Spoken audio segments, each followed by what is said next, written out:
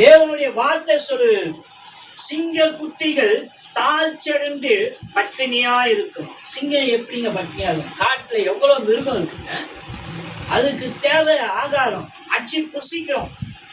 ஆனா வசனம் சொல்லுது அது ஒரு வேளை பட்னியா இருக்கலாம், ஆனா கர்த்தரை தேடுவதற்கு ஒரு நன்மை குறைக்கும். ஏன்னா அவர் பாதுகாப்பு.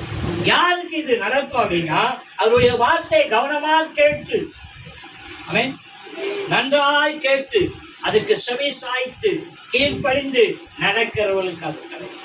அல்லேலூயா. கிறிஸ்துவர்களுக்கான தனித்துவங்க இந்த பூமியில எல்லாரும் இந்த பூமி வாழ்க்கை மட்டுமே பிடிச்சிட்டு இருக்காங்க. அல்லேலூயா.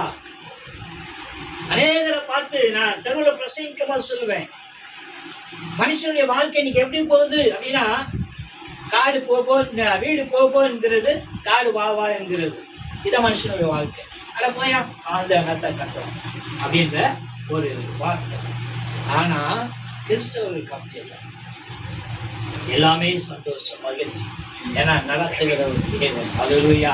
அது மாத்திரம் அல்ல, இந்த பூமியின் வாழ்க்கை கடந்து நித்தியமான தேவனுடைய ராஜ்யத்துல வாழ போறோம். ஆயிரமான வருஷம். ஆமென். அந்த நித்திய தேவனுடைய ராஜ்யத்துக்கு வாழ்வதற்கு ஆயத்தப்படுகிறோம்ல. அல்லேலூயா. அந்த ஆயத்தம் எப்படிப்பட்டதுன்னா, தேவன் பாதுகாக்கிற நம்பிக்கையோடு, விசுவாசத்தோடு. விசுவாசம் என்ன? காணப்படாத நிச்சயமும் நம்பப்படாத உறுதியுமே விசுவாசம். அல்லேலூயா. அதை நீ உட்கொள்வதற்கு, அதுக்கு கீழ்ப்படிவதற்கு உன்னுடைய கவனம் இருக்கிற சிந்தனை அதை கரெக்டா ஒரு பக்கம் செலுத்து. அல்லேலூயா. அப்படி செலுத்துவாயானா நிச்சயமா கர்த்தர் உன்னை பாதுகாக்கிறார் என்பதை ஒருபோதும் மறந்து விடாது. நம்மளுடைய சுயமோ பலனோ நம்மளை நிச்சயமான தேவனுடைய ராஜ்யத்துக்கு கொண்டு போவாது. அல்லேலூயா. நமக்கு கொடுக்கப்பட்ட வாய்ப்புகளை தவற விடுகிறோம், இழந்து போகிறோம். அல்லேலூயா. நான் நல்லா இருக்கிற வரைக்கும் தாங்க ஒரு காரியத்தை ஆமென் செய்ய முடியும். ஆமென்.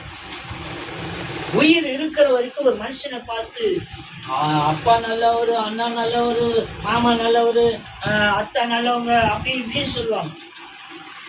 செத்து போனால், நான் மரித்து போனால் எத்தனை நாள் வச்சிருப்பாங்கன்னு நினைக்கிறீங்க? அல்லேலூயா. நான் தெருவில் பிரசங்கிக்கும் போது சொல்லுவேன், எம்ஜிஆர்ல முதலமைச்சர் எம்ஜிஆர் அவர் தங்க பஸ்பங்களை சாப்பிட்டாராம். ஆமென். தெருவில் பிரசங்கிக்கும் போது கேட்ட நான் சொன்ன வார்த்தை, தங்க பஸ்பம் சாப்பிட்டாரு என்பதற்காக அவரை கண்ணாடி பெட்டியில அந்த இடத்துல தொங்க விட்டு வேடிக்கை பார்த்து என்ன செஞ்சாங்க?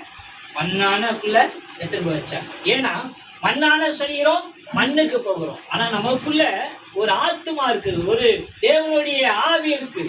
அது எங்க போகும்? அதுதான் இந்த பூமிக்கான நிச்சயம்.